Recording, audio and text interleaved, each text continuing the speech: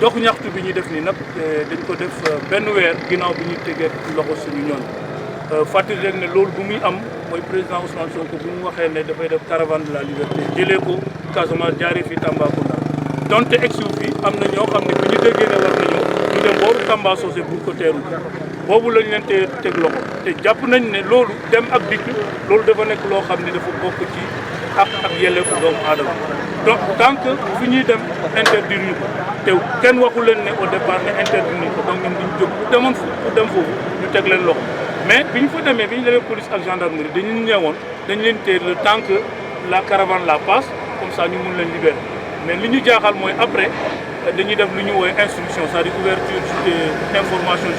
information judiciaire nag boo ko déggee dafay mel ni loo xam ni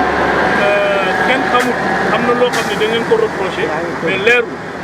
te participation ay manifestation non autorisée trouble à l'ordre public loolu dafa jaarul enquête loolu flagrant délit nga koy yóbbu boromam wax na ndax oui ou non bokk na ci lu tax mu bokk ci nga teg ko daan bi koy teg te ñii def nañ ci benn weer te benn manifestation ci ñun boobu benn manifestation moo amoon biir Tambacounda jour boobu mooy waa COJER bi ñu dajaloo woo presse bi woo police ñëw def seen déclaration ne caravane Ousmane Sonko du fi dugg te ñooñu dara dalu ñun bëgguñu dara dal kenn ci biir Tambacounda mais lu ñu bëgg mooy ñi nga xam ne teg nañ leen loxo dañ leen bàyyi ci biir